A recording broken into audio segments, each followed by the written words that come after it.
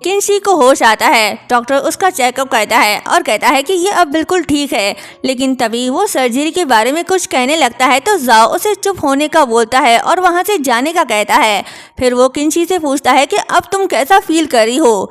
किंशी कहती है, मैं तो एक जिंदा लाश हूँ, मेरा अब इस दुनिया में कोई नहीं, अब मैं पूरी तरह से तुम्हारी हूँ। उसकी ऐसी बातें सुनकर जाओ उसे आराम करने का बोलकर चला जाता है। किंशी काफी दुखी है। पेरेंट्स के गुजर जाने के बाद उसका भाई ही उसका सब कुछ था जो अब नहीं रहा। वो भी अब इस दुनिया में नहीं जीना चाहती। वो सुसाइड करने के लिए आगे बढ़ती है, लेकिन तभी वहाँ एक डॉक्टर आता है। वो उसे सुसाइड करने से रोक लेता है। ये है किंशी का फ्रेंड शी युआन। उसे देख किंशी पूछती है कि तुम यहाँ क्या कर रहे हो। शी युआन बताता है कि मैं डॉक्टर का गेटअप पहनकर यहाँ एंटर हुआ हूँ, तुम यहाँ क्या कर रही हो। किंशी बताने ही वाली होती है, तभी सोचती है कि क्या मुझे इसे सब सच बता देना चाहिए। फिर कहती है कि नहीं, मेरी तबीयत ठीक नहीं इसलिए मैं यहाँ पर हूँ। इस बात पर शी युआन कहता है कि जब तुम झूठ बोलती हो ना तो मेरी आंखों में नहीं देख पाती। ये बात सुनकर किंशी अपनी नजर नीचे झुका लेती है। शी युआन कहता है कि मुझे जाओ के बारे में सब कुछ पता है। वो उसे बताता है कि कैसे जाओ ने दूसरे लोगों की कंपनीज को अपने कब्जे में कर लिया और एक टीचर को भी उसकी वजह से सुसाइड करनी पड़ी। किंशी पूछती है कि ये सब बातें तुम्हें कैसे पता और तुम मुझे क्यों बता रहे हो। शी युआन कहता है क्योंकि मैं तुम्हें बचाना चाहता हूँ। उसकी ये बात सुनकर किंशी परेशान हो जाती है। सोचती है कि अगर ये बात जाओ को पता चल गई तो वो मेरी फैमिली की तरह इसे भी मार डालेगा।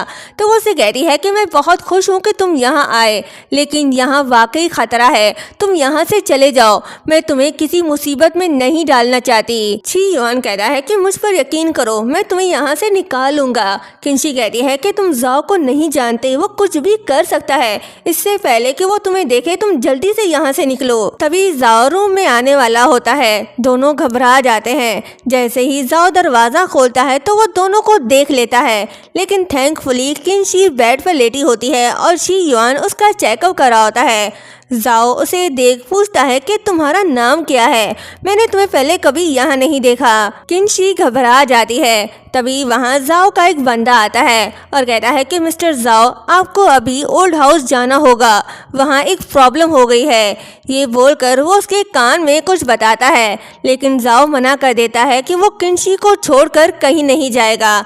ओल्ड मैन कहता है कि वो किंशी का ख्याल रख लेगा, अभी उसका ओल्ड हाउस में जाना जरूरी है। जाओ किंशी को प्यार करके उससे सॉरी बोलकर जाने लगता है, लेकिन किंशी को छोड़कर जाने का उसका मन नहीं कर रहा, लेकिन ना चाहकर भी वो चला जाता है। शायद ये लास्ट बार है जो वो किंशी को देख रहा है। ओल्ड मैन शी युआन से कहता है कि मैं जानता हूँ तुम डॉक्टर नहीं हो।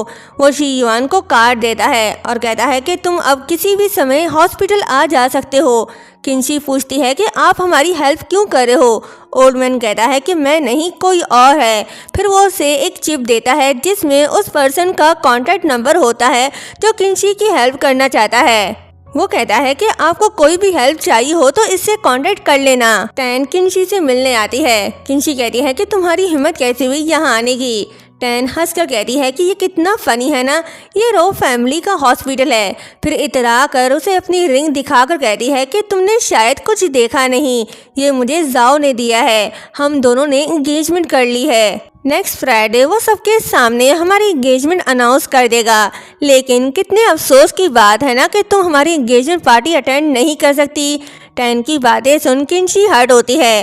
कहती है कि अगर कुछ और नहीं कहने को तो चली जाओ यहाँ से। टैन कहती है कि तुम्हारी हालत देखकर मुझे तुम्हारे भाई की याद आ गई, वो भी इसी तरह मरे हुए हालत में था, बिल्कुल वैसे ही जैसे अभी तुम हो।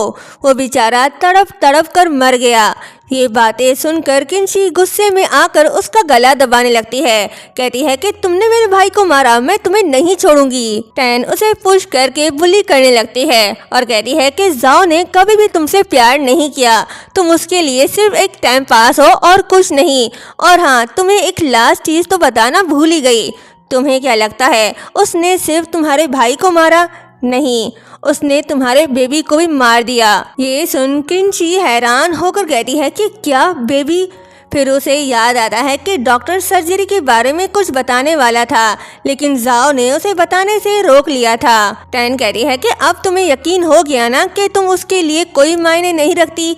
फाइनली गेम ओवर हो गया और मैं जीत गई, ये बोलकर वो चली जाती है। किनशी काफ़ी दुखी है, वो रो रही है। अब वो जाओ के साथ नहीं रहना चाहती।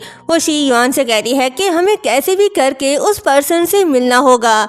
मैंने कभी भी नहीं सोचा था कि जाओ इतना घटिया इंसान होगा। वो बहुत इमोशनल हो जाती है और कहती है कि आज मैंने अपने भाई के साथ साथ अपने बेबी को भी खो दिया, सिर्फ जाओ की वजह से।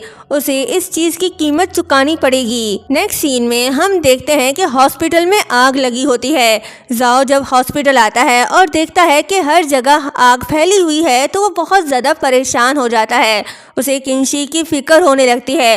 वो अंदर जाने की कोशिश करता है लेकिन असिस्टेंट उसे जाने नहीं देता। तभी वहाँ एक डेड बॉडी आती है, उसके हाथ में किनशी का ब्रेसलेट होता है। ये सीन देखकर वो बहुत दुखी हो जाता है और उसे ऐसा लगता है कि किनशी सच में मर गई है, जबकि ये सब किनशी का प्लान होता है ताकि वो जाओ से बचकर बाहर निकल सके। जाओ उस डेड बॉडी को देख बहुत बुरी तरीके से रोने लगता है। वो किनशी से सच में बहुत प्यार करता है। सो ये थी पास्ट की कहानी। किनशी अब जाओ और दुनिया की नज़रों में मर चुकी है। अब उसने अपनी न्यू आइडेंटिटी बना ली है। अब वो किनशी नहीं फू यांग में है। यांग में वापस जाने लगती है, तभी वहाँ शाओचिन आता है। वो उसका हाथ पकड़ लेता है और कहता है कि तुम किनशी हो ना। यांग में कहती है कि सॉरी, मैं आपको नहीं जानती और मैं कोई किनशी नहीं हूँ। शाओचिन इमोशनल होकर कहता है कि हाँ, तुम किनशी नहीं हो सकती, वो 5 साल पहले ही मर चुकी है, तुम चली जाओ यहाँ से। वैसे तुम यहाँ क्या करी हो? ये जाओ का ओल्ड हाउस है, यहाँ पर आउटसाइडर अलाउ नहीं है। अगर कोई और होता तो मैं उसे इतनी आसानी से यहाँ से जाने नहीं देता। ये बोलकर वो चला जाता है। यांग में उसे देख सोचती है कि किनशी तो उस आग में बहुत पहले ही मर चुकी थी।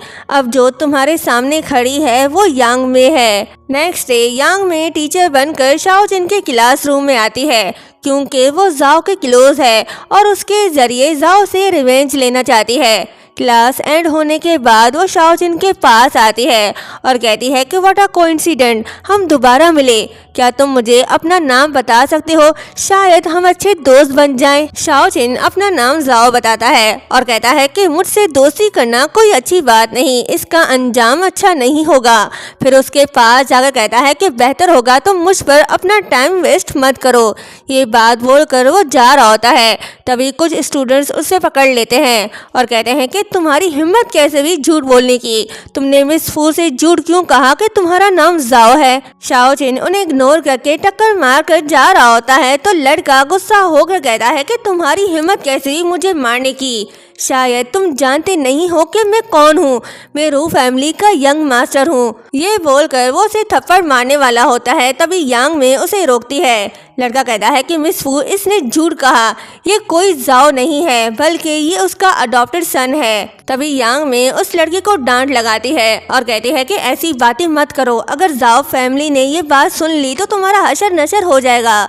तुम इसकी इंसल्ट करे हो, इसका मतलब तुम जाओ फैमिली की इंसल्ट करे हो। लड़का कहता है कि नहीं नहीं, मेरा ऐसा कोई मतलब नहीं था, मैं तो बस आपको सच बताना चाहता था, ये फेक है।